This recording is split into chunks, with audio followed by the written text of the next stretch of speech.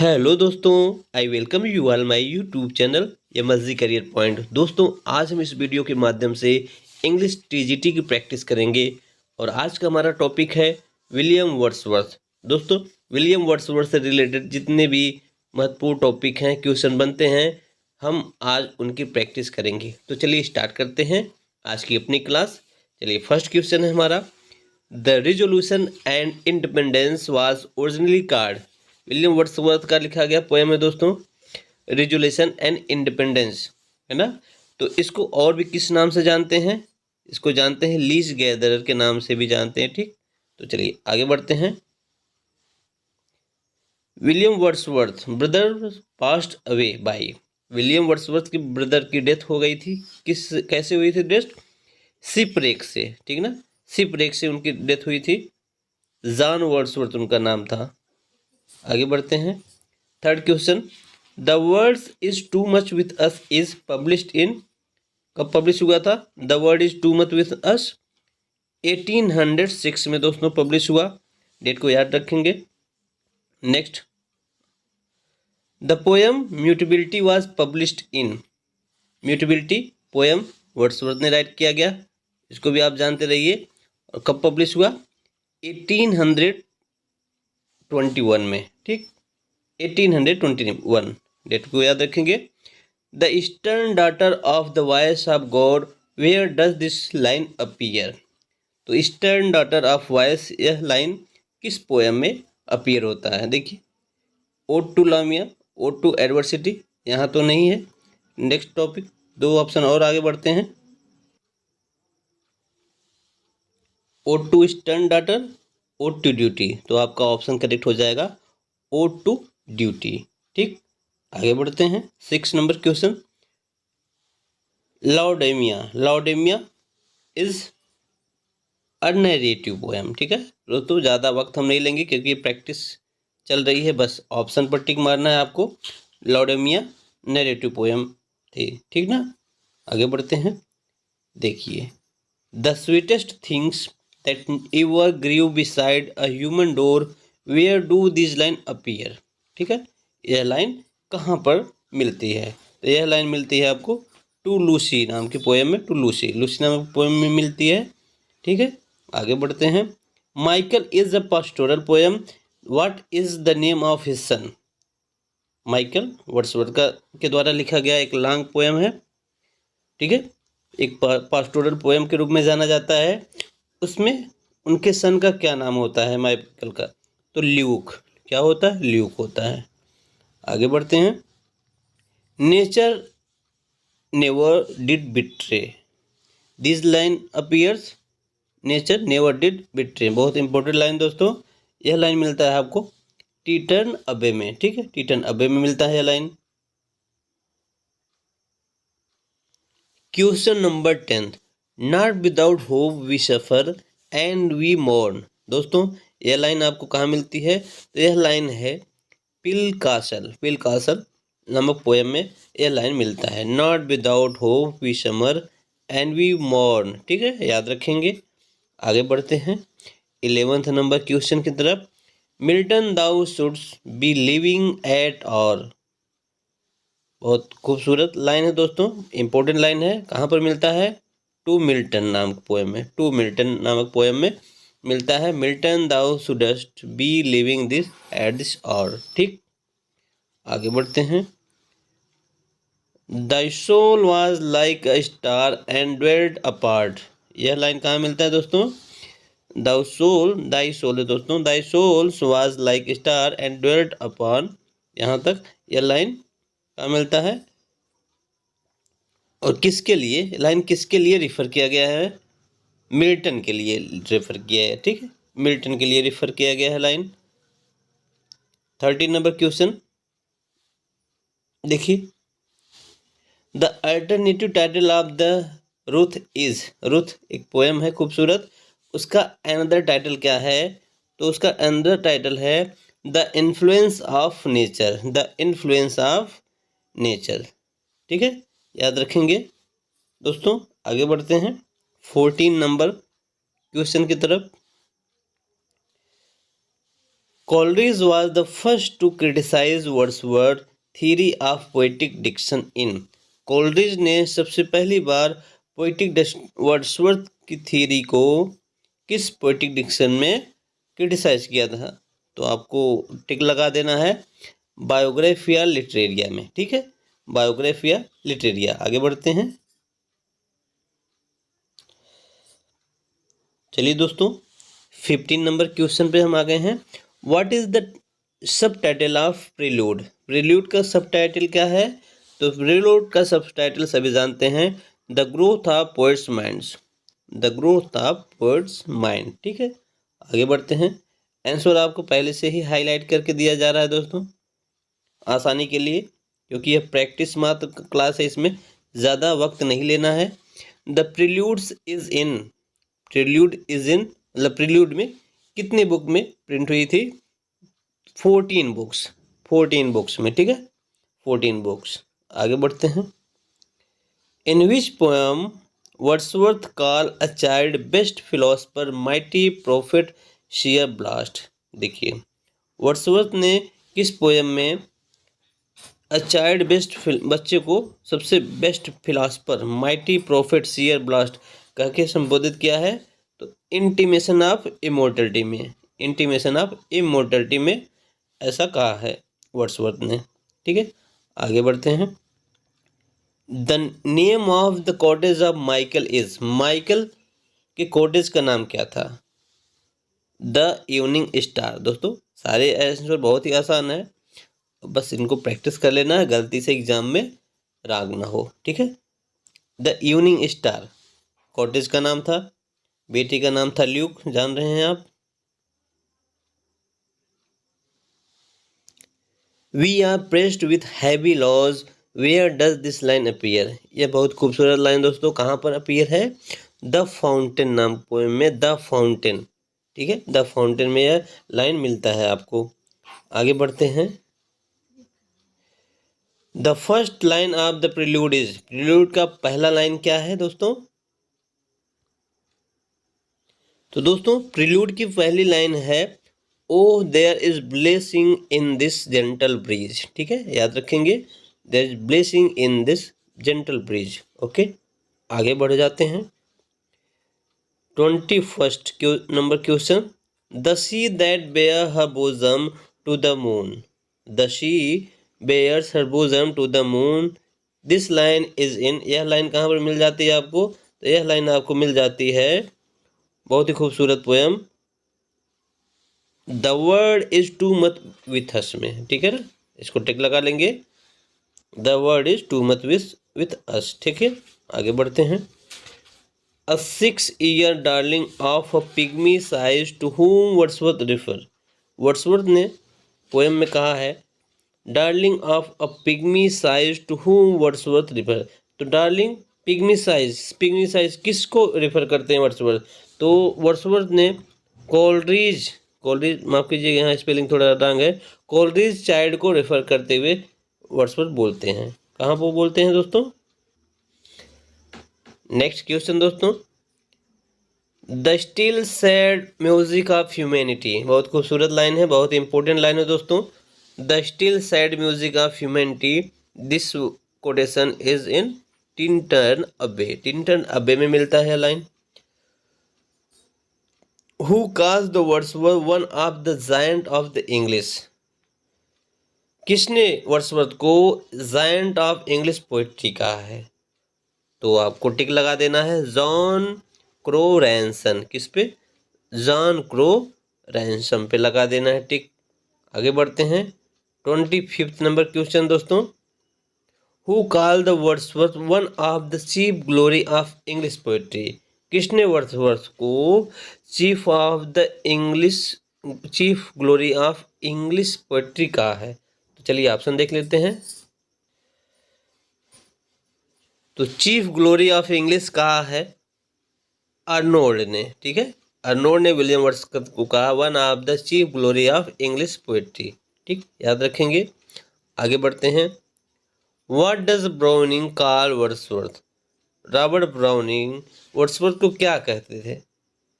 तो आंसर है a lost leader, ठीक है, अ लॉस्ट लीडर कहा है ब्राउनिंग ने। 26 नंबर क्वेश्चन दोस्तों, who calls Wordsworth a moral eunuch, किसने वर्ड्सवर्थ को मोरल एनक बताया है?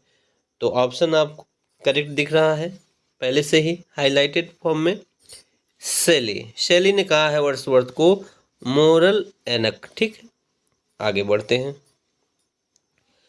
28 number, every great poet is a teacher, I wish to be consider as a teacher or nothing, किसने कहा है? हर एक व्यक्ति जो होता है, एवरी पोएट, हर एक पोएट जो होता है एक महान टीचर होता है। तो इस बात को वर्ड्सवर्थ ने कहा था। वर्ड्सवर्थ का कोटेशन याद रखेंगे, ठीक है। 29 number question, we are laid asleep in body and become a living soul, this line appear in, कहाँ पर मिल जाती है लाइन? वी आर, कोटेशन को याद रखेंगे दोस्तों, quotation, we are laid asleep in body and become a living soul, कहाँ पर मिलता है लाइन? यह लाइन आपको मिल जाता है विलियम वर्ड्सवर्थ की बहुत ही महत्वपूर्ण पोयम कंपोजिशन टिंटन अबे में, ठीक है, टिंटन अबे में मिलता है। आगे बढ़ते हैं दोस्तों। 30, when did Wordsworth meet Coleridge, Coleridge से मुलाकात कब होती है वर्ड्सवर्थ की?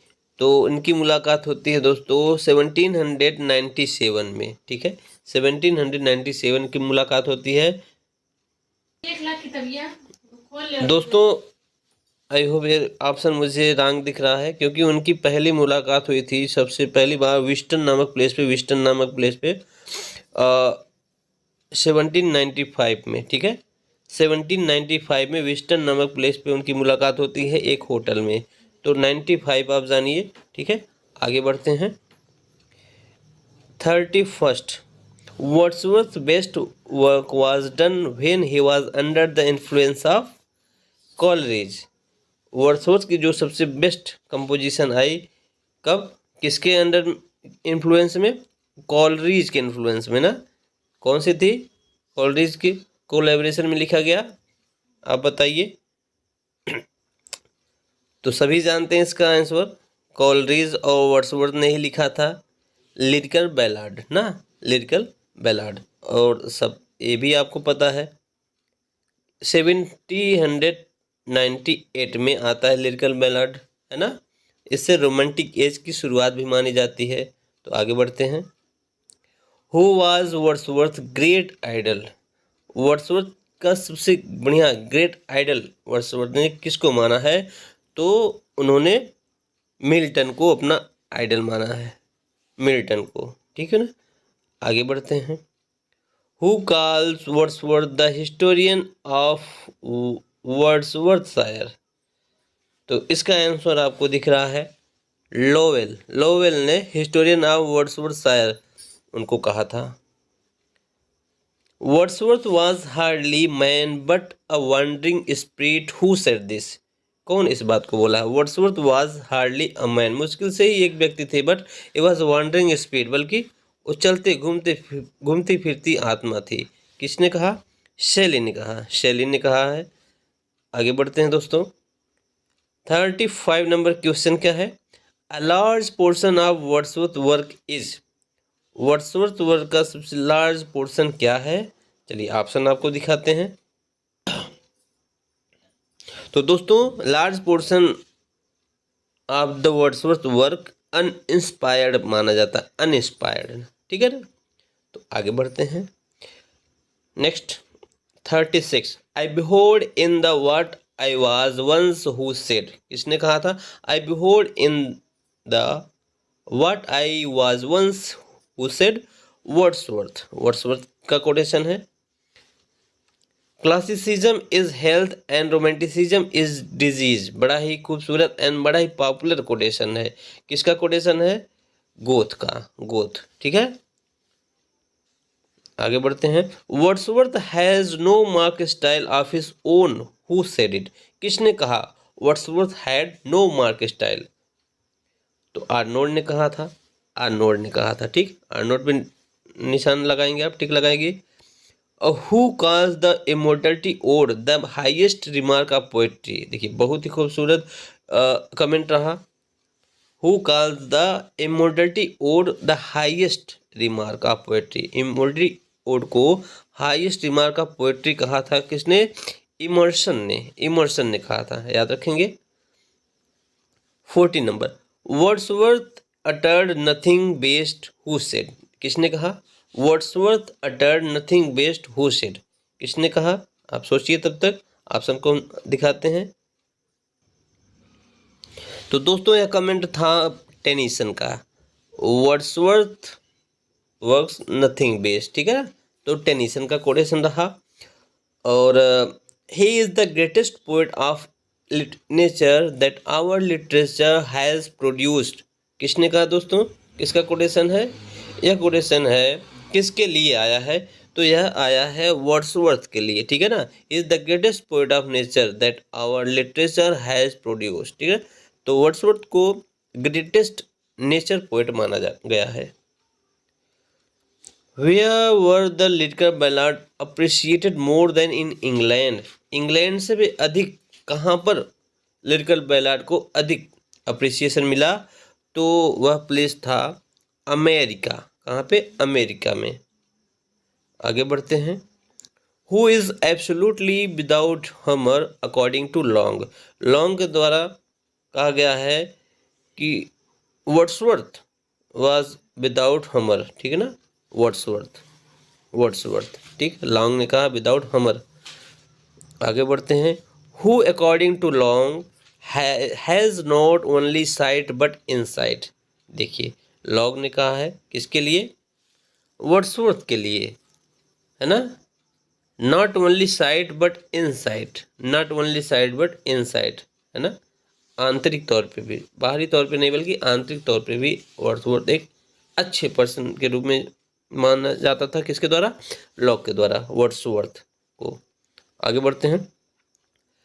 The only love sonnet of the Wordsworth is. देखिए एकमात्र लव सोनेट वर्ड्सवर्थ ने राइट किया था, उसका नाम क्या था? आप बताइए। डियर वाइफ तो नहीं है, वेरिडिक्शन तो नहीं है, जैसा कि आप जानते हैं आंसर मैं खुद ही हाईलाइट करता हूँ। तो देखिए अगला आंसर आपका ऑप्शन क्या मिलता है? मेहनत करी थी। हाँ तो दोस्तों देखिए, वाई आर दाउ साइलेंट, एकमात्र लव सोनेट लिखा वर्ड्सवर्थ ने, वाई आर दाउ साइलेंट, इसको याद रखेंगे दोस्तों। अगला क्वेश्चन देखिए, which is Wordsworth first volume of poetry. Wordsworth की फर्स्ट वॉल्यूम ऑफ पोएट्री कौन सी थी? तो चलिए सोचिए, देखिए। डिस्क्रिप्टिव स्केच, सब जानते हैं डिस्क्रिप्टिव स्केच को वर्ड्सवर्थ की फर्स्ट वॉल्यूम ऑफ पोएट्री मानी जाती है, ठीक है।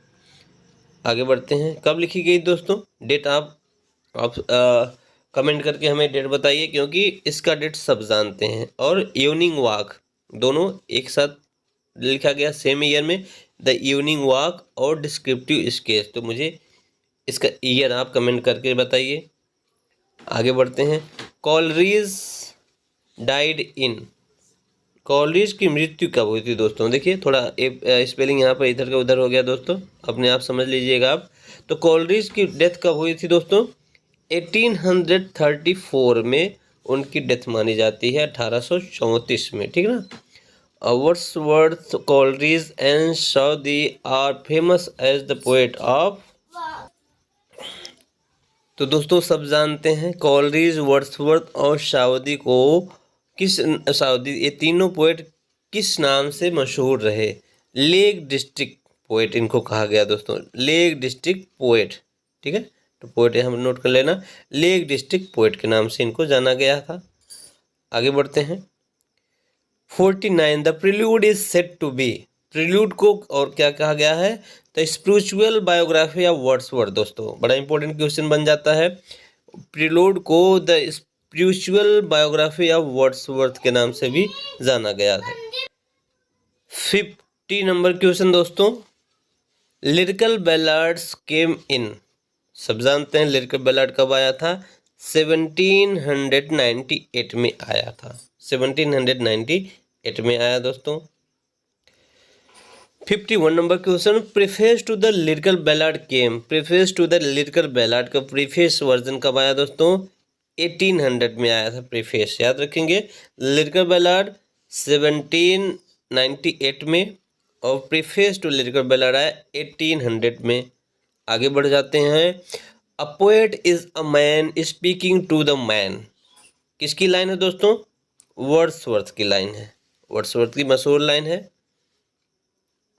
A poet is a man speaking to man. Wordsworth lived for 50 years among the 50 year Wordsworth कहाँ बिताए थे? किसके बीच में? Cumberland dales man, Cumberland dales man, यहाँ पर उन्होंने इनके बीच 50 साल बिताए थे। Wordsworth published descriptive sketch and evening walking in, evening walk कहा जाता है दोस्तों, इवनिंग वॉक, ठीक है। इवनिंग वॉक कब लिखा गया था? फरवरी 1793 में, ठीक, 1793 याद रखेंगे, फरवरी मंथ, ठीक है ना। Descriptive sketch and evening walk, ठीक, दोनों का डेट सेम है। और आगे बढ़ते हैं दोस्तों। Wordsworth poem mostly deals with, Wordsworth की पोएम ज़्यादातर किसके अबाउट में होती है दोस्तों? हम्बल एंड रस्टिक लाइफ पे डिपेंड होती है, हम्बल एंड रस्टिक लाइफ, ठीक, याद रखेंगे option. The solitary ripper was singing in, solitary ripper जो थी किस लैंग्वेज में, किस भाषा में गीत गा रही थी? तो अर्स, गैलिक लैंग्वेज में गीत गा रही, गैलिक लैंग्वेज में, ठीक है। आगे बढ़ते हैं। द टिंटन अबे इज क्या है? ड्रामेटिक लिरिक माना गया है दोस्तों, इसको ड्रामेटिक लिरिक माना गया है टिंटन अबे को। Her eyes as star of twilight fair, these lines are from the poem the she was a phantom of delight, they are about, किसको कहा गया है? फैंटम ऑफ डिलाइट वर्ड्सवर्थ ने किसको कहा है? तो दोस्तों याद रखेंगे, मैरी हचिंसन, उनकी वाइफ का नाम था मैरी हचिंसन, उनको उन्होंने संबोधित किया है अ फैंटम ऑफ डिलाइट, ठीक ना। तो याद रखेंगे दोस्तों। इसी के साथ आज की हमारी यह वीडियो ख़त्म होती है। कैसा लगा कमेंट करके ज़रूर बताएं। मिलते हैं नेक्स्ट वीडियो में और भी प्रैक्टिस क्वेश्चन लेकर के, तब तक के बाय बाय, टेक केयर।